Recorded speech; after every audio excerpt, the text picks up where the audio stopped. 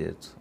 కొండ సురేఖ, కొండ సుస్మిత, కొండ మురళి వీళ్ళ ముగ్గురు ఇష్యూని మనం ఎట్లా చూడొచ్చు సార్? ఒక 4-5 రోజుల నుంచి కూడా విపరీతమైన పబ్లిసిటీ జరుగుతుంది. దాంట్లో కొండ సురేఖ మంత్రి పదవి నుంచి తప్పిస్తారనే ప్రచారం కూడా జరుగుతుంది. అంటే ఇది మొదటిసారి కాదు కదా సార్. అప్పుడు ఆమె కేటీఆర్ మీద, నాగార్జున ఫ్యామిలీని, సమంత మీద కామెంట్ చేసినప్పుడే అన్నారు బర్తరఫ్ చేస్తారు, తీసేస్తారు. కానీ అట్లేముండదు పాలిటిక్స్లో. దాంతో కంపేర్ చేస్తే చాలా చిన్న ఇష్యూ ఇది. సార్, సుమంత్ అనేవాడి మీద కొన్ని ఆరోపణలు రావచ్చు, కానీ ఎఫ్ఐఆర్ ఇష్యూ కాదు కదా. ఎఫ్ఐఆర్ ఇష్యూ కానప్పుడు పోలీసులు అరెస్ట్ చేయడానికి ఎట్లా వస్తారు? సుస్మిత అడిగింది తప్పెట్లయితుంది, వారెంట్ ఉందా మీకు అని అడిగింది. ఆయన సురేఖ కారులో ఉండొచ్చు, సురేఖ ఇంట్లో ఉండొచ్చు. అతని ఎఫ్ఐఆర్ ఇష్యూ కానంత వరకు మంత్రి గారు ఎంబడి పెట్టుకుంటే తప్పేంది, మంత్రి గారు ఇంట్లో ఆయన ఉంటే తప్పేంది? ఆరోపణే కావచ్చు కదా. ఆమె మీద గిట్టని తోటి మంత్రులు కావచ్చు, ఇంకెవరైనా పార్టీ పెద్దలు కావచ్చు, వాళ్ళు కూడా కంప్లైంట్ చేసే అవకాశం ఉంటుంది కదా. ఎందుకంటే వరంగల్ జిల్లాలో కూడా సురేఖకు అక్కడున్న కొంతమంది కాంగ్రెస్ నాయకులు వ్యతిరేకంగా ఉన్నారు.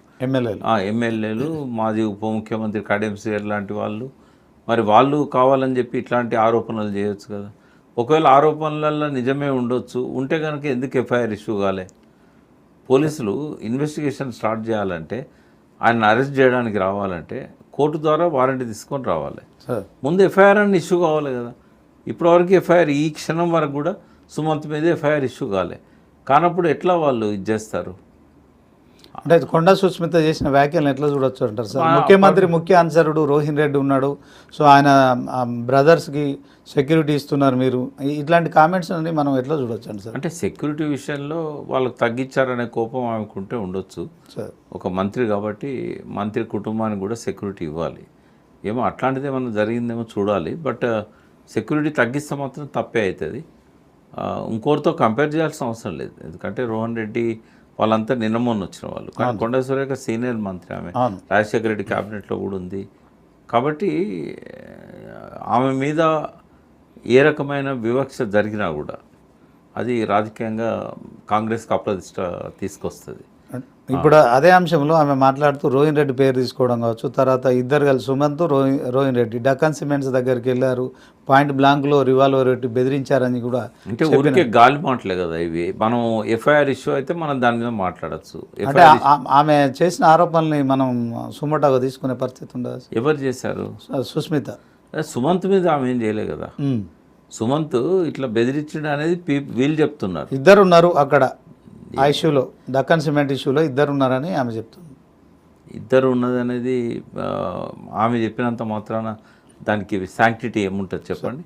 ఇప్పుడు నిజంగానే దక్కన్ సిమెంట్ వాళ్ళు పోలీస్ కంప్లైంట్ ఇచ్చారా, వీళ్ళు వచ్చి బెదిరించారని చెప్పారా, అవన్నీ కూడా ఇంపార్టెంట్. అది ఏది లేకుండా కేవలం ఆమె వాళ్ళు పోయి బెదిరించారు, మీరు అరెస్ట్ చేయండి, లేకపోతే ఎందుకు చేయలేదు, ఈ సుమంత్నే ఎందుకు పట్టుకుంటున్నారు, రోహన్ రెడ్డి ఎందుకు పట్టుకోవట్లేదు, ఇట్లాంటి వాదనలకు అర్థం ఉండదు. నిజంగానే వాళ్ళు దక్కన్ సిమెంట్ వాళ్ళు కంప్లైంట్ ఇచ్చుంటే అప్పుడు మనం ఏదైనా మాట్లాడుకోవచ్చు దాని మీద. ఓవరాల్గా రోహిన్ రెడ్డి ఇష్యూలో ముఖ్యమంత్రి గారు ప్రకటన చేయాల్సిన అవసరం ఉందంటారా? ఈ ఇష్యూలో ఆరోపణ వచ్చినప్పుడు చేయాలి కదా. ఆరోపణ వస్తే క్లారిటీ ఇవ్వాలి, రోహన్ రెడ్డి అని ఇవ్వాలి. ఆయన రేవంత్ రెడ్డి గారి మీద తన ముఖ్య అనుచరుడు అని చెప్పినప్పుడు ఆయన కూడా స్పందించాల్సి ఉంటుంది. కానీ వివక్ష అనేది ఏ స్థాయిలో ఉన్నా కూడా ఆమె ఒక బీసీ మంత్రి, ఎవరు కూడా సహించరు. ఆమె క్యాబినెట్ పాల్గొనడం కావచ్చు, వరంగల్ సీఎం పర్యటనలో పాల్గొనకపోవడాన్ని ఎట్లా చూడొచ్చు అండి? అంటే అది వాళ్ళకి ఏమి ఇబ్బందులు వచ్చాయో మనకు తెలియదు కదా. ఎందుకంటే ఒకసారి మేడారమే అనుకుంటా, ఆమె ఎండోమెంట్ మినిస్టర్ ఉండి కూడా ఆ ఈవెంట్ జరిగినప్పుడు పోలేదు. ఎలక్షన్ టైంలో కూడా ఎందుకు అనంటే ఆ టైంలో ఆమె సిక్ అయింది. మరి ఏ కారణం ఉన్నదో మనకి ఎట్లా తెలుస్తుంది? క్యాబినెట్ మీటింగ్ కూడా హాజరు కాదు. అదే సిక్ అయితే సిక్ అయి ఉంటుంది, లేకుంటే ఇంకేదైనా. అదే రోజు మీనాక్షి నటరాజన్ గారిని కలిసింది సాయంత్రం. సో ఇదే ఇష్యూ. క్యాబినెట్ మీటింగ్కు అందుబాటులో ఉన్న వాళ్ళందరూ వెళ్తారు, ఏదన్నా బలమైన కారణం ఉంటే తప్ప పోకుండా ఉండదు. మీనాక్షిని ఎప్పుడైనా కలవగలుగుతుంది ఆమె ఇన్ఛార్జ్ కాబట్టి. ఆమెకు నచ్చని విషయాలు ఉంటే కూడా చెప్పుకోవడానికి ఆడ అవకాశం ఉంటుంది. ఒకవేళ సీఎం మీదనే ఆమెకు నచ్చలేదనుకోండి, సీఎం మీద ఆమె కంప్లైంట్ చేయడానికి కూడా ఇక్కడ ఉన్నది ఏఐసిసి ఇన్ఛార్జ్ కాబట్టి ఆమె దగ్గరికి వెళ్తారు. అంటే బీసీ మహిళా మంత్రిని కనుక మా అమ్మను వేధిస్తున్నారని చెప్పి, తర్వాత మా నాన్న నక్సలైట్ అని చెప్పి ఆమె కొండ సుస్మిత చేస్తున్న దాన్ని ఎట్లా చూడాలి? ఒకవేళ కనుక వేధించుంటే తప్పది, చేయకూడదు అట్లా. నక్సలైట్ ఇప్పుడు కాదు కదా, ఆయన ఎప్పుడో 30 ఏళ్ళ కింద ఆయనకు సంబంధాలు ఉన్నాయని చెప్పి పోలీసులు ఆరోపణ చేశారు. వాటి మీద ఎటువంటి ఏమీ ముందుకు పోయింది కూడా లేదు. అది ఇప్పుడు ఎక్కడ నక్సలైట్, తెలంగాణలో నక్సలైట్ లేక 20 ఏళ్ళు అయింది. సార్ ఆయన మీద అటువంటి ఆరోపణ చేస్తే ఎట్లా కరెక్ట్ అవుతుంది? బీసీ మంత్రి అన్నప్పుడు వివక్ష తప్పకుండా ఉంటుంది.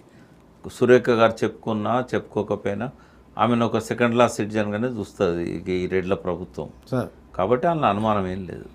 ఇప్పుడు నక్సలైట్ల విషయం వచ్చింది కనుక ఒకవైపు మల్లోజుల తర్వాత తెల్లారే ఆశన్న ఉమ్. ఈ లొంగుబాటును ఎట్లా చూస్తాం సార్?